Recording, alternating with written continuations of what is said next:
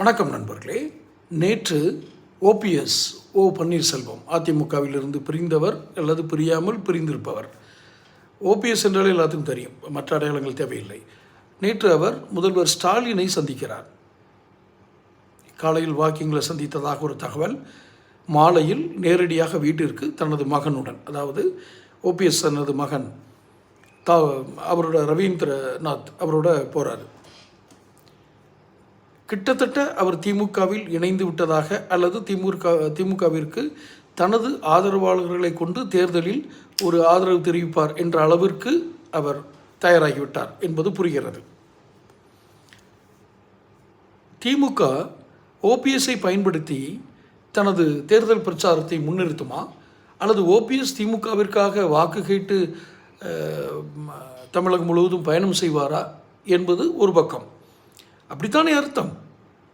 திமுகவுக்கு ஆதரவு கொடுக்கிறார் என்றால் அவர்கள் சொன்ன இடத்தில் இவர் போய் தேர்தல் பிரச்சாரம் செய்ய வேண்டும், அல்லது இவர் விரும்பிய இடத்திலாவது இவர் திமுகவை உயர்த்தி பிடிக்க வேண்டும்.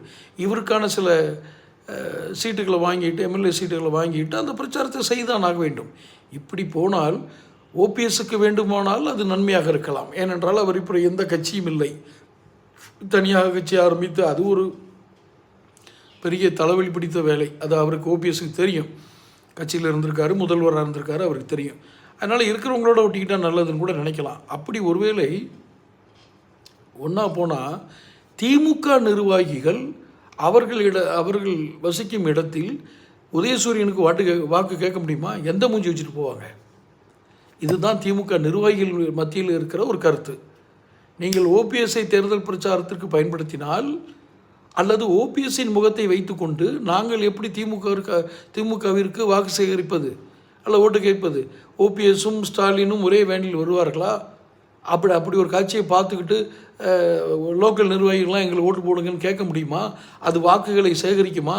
ஓபிஎஸ்ஐ திமுகவில் இணைப்பது என்பது ஸ்டாலினுடைய தனிப்பட்ட விருப்பமாக இருந்தாலும் நிர்வாகிகள் மத்தியில் அதில் பெரிய வரவேற்பில்லை என்று தான் நினைக்க தோன்றுகிறது. இயற்கையாக நிர்வாகிகள் என்ன வேணாலும் நினச்சிட்டு போட்டோம், இயற்கையாகவே நமக்கு அப்படி ஒரு எண்ணம் வருமா? நம்ம அப்படி ஒரு இதை செய்ய முடியுமா? அது இயற்கையாக இருக்குமா?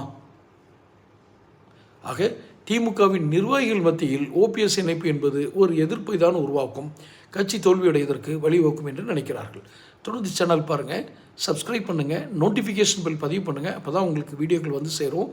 பிடிச்சிருந்தால் லைக் பண்ணி ஷேர் பண்ணுங்கள். நன்றி.